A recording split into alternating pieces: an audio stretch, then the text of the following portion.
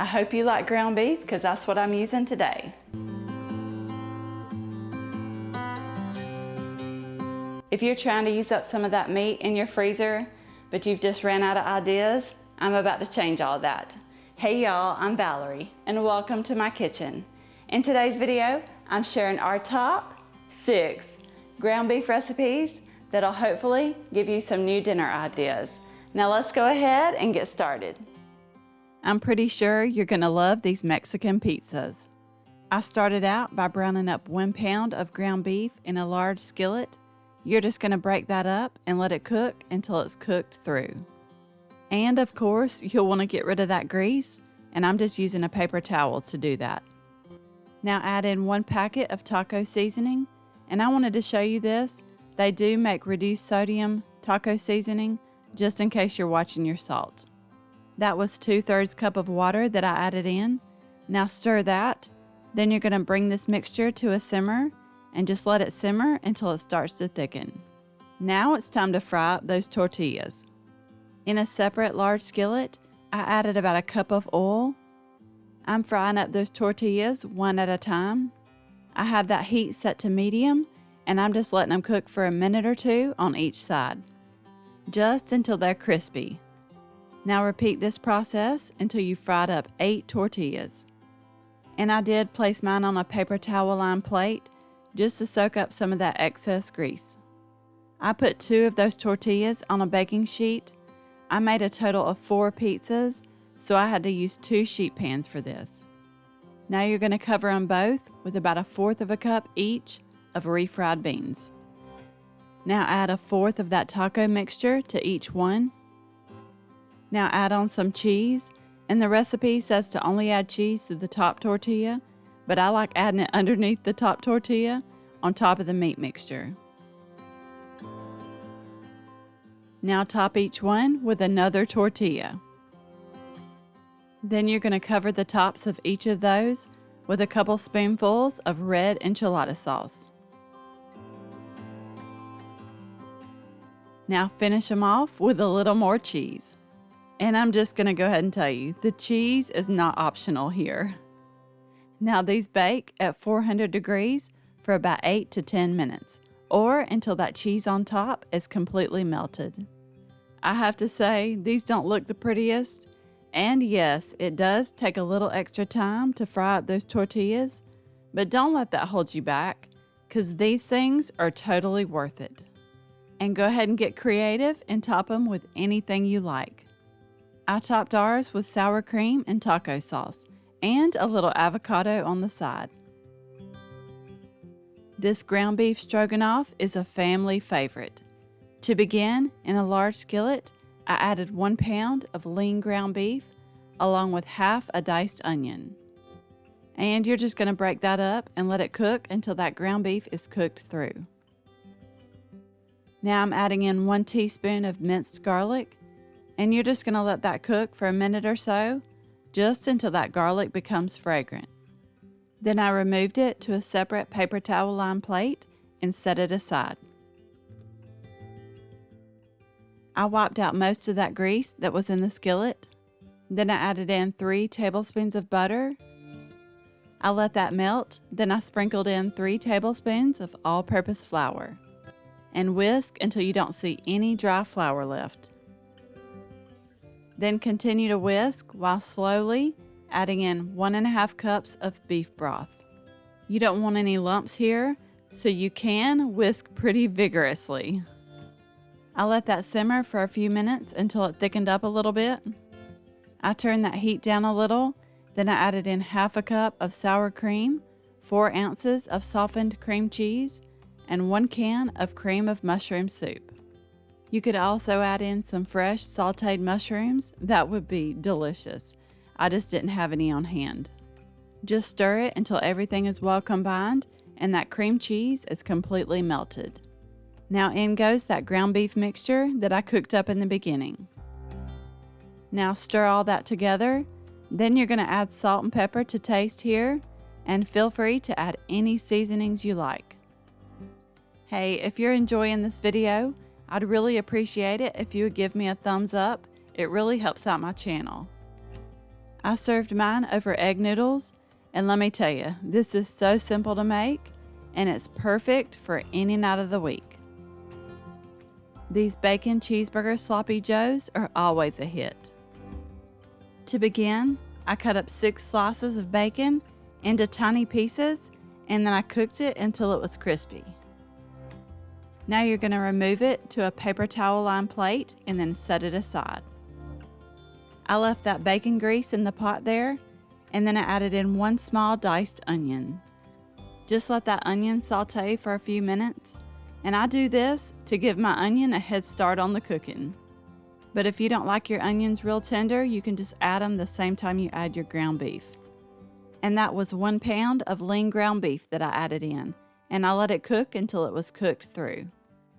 Now add in 3 tablespoons of ketchup, a teaspoon of mustard, a tablespoon of Worcestershire sauce, and I don't know why they make this lid like it is.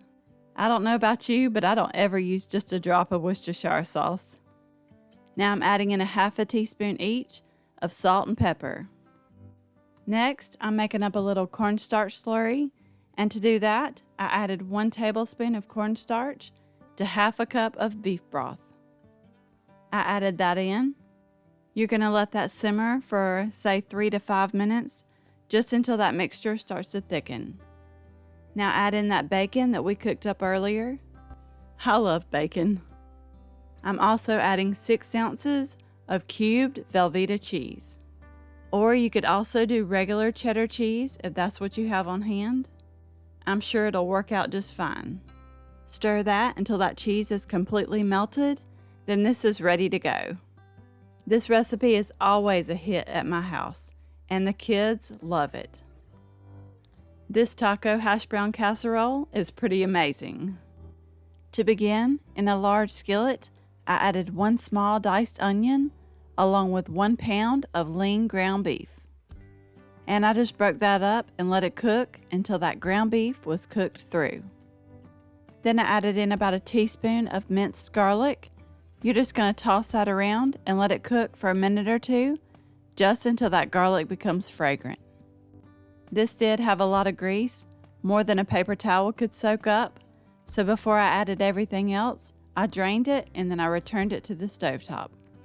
I did turn that heat down to low, then I added in 1 packet of taco seasoning, 1 can of Rotel, 1 can of cheddar cheese soup, but if you can't find that, you can add about 6 ounces of Velveeta melting cheese.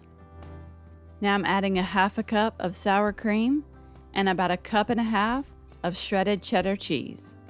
And by the way, if you love easy recipes like this, I would love it if you would hit that subscribe button and become part of my YouTube family. Now you're going to stir that mixture together until it's well combined. I removed it from the heat and then headed over to the countertop. I'm using a 9 by 13 inch baking dish. I did spray mine with nonstick spray. Then I added in a 2-pound bag of hash browns. You can use the shredded, but all I had was the diced, which worked out just fine. And now you're going to take that delicious, cheesy ground beef mixture and pour it evenly over those potatoes. I just got in there with my spoon and mixed everything around a little.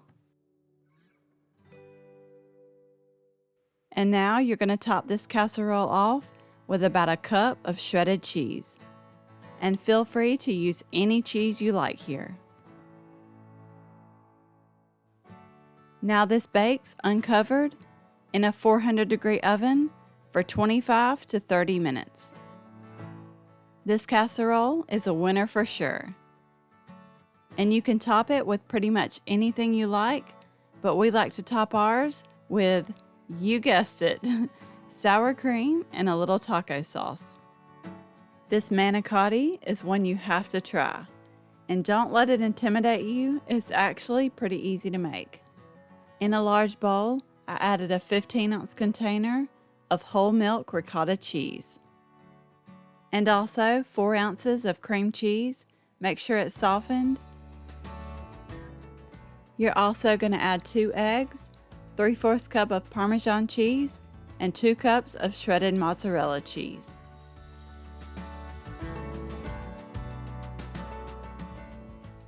And for the seasonings, I added a teaspoon of parsley, a teaspoon of oregano, half a teaspoon of basil, half a teaspoon of salt, and it looks like I need to fill my shaker back up, and 1/4 of a teaspoon of pepper. Now stir that around and get it all mixed together.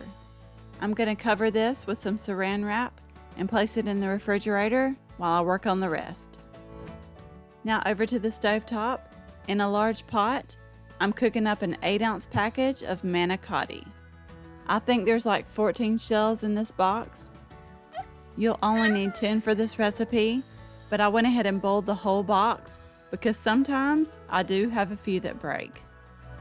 While those were cooking, according to the box instructions, in a large skillet, I added 1 pound of lean ground beef, along with half a diced onion. Now break that up and let it cook until it's cooked through. Those manicotti shells are done, so I drained them and set them aside. Now back over to the ground beef. It's done, so I just used a paper towel to remove the grease. I turned the heat down to medium-low, then I added in 1½ teaspoons of minced garlic, and also 2/3 of a 24-ounce jar of marinara sauce. And just use your favorite kind here. I stirred that around and let it cook for about 5 minutes. I'm using a 9 by 13 inch baking dish here. I did spray that with nonstick spray. Now I'm pouring in the rest of that marinara sauce. And I just used my spoon to kind of cover the whole bottom of that dish. And now it's time to fill those shells. I'm using a piping bag to do this just because I already have these on hand for when I decorate cakes. But don't worry if you don't have these. You can always put that filling in a Ziploc bag and snip off the corner. You're going to fill those cooked manicotti shells and just make sure that filling goes all the way through. I put them all in the baking dish and then I covered them with meat sauce. My husband said his mom made this growing up and he always loved it. Do y'all have a special childhood recipe that just brings back memories? Mine would have to be my daddy's cherry cream cheese pie. I did top everything with 2 cups of shredded mozzarella cheese. Then I covered it tightly with foil. Then you're going to bake it at 375, covered for about 20 minutes. Then after 20 minutes, you're going to remove the foil and then let it continue to bake for 10 more minutes. And here it is out of the oven, and y'all, this was absolutely delicious. Oh, and I did see on TikTok where people are filling the uncooked manicotti shells with string cheese to make it 10 times easier, and I'll be trying that soon.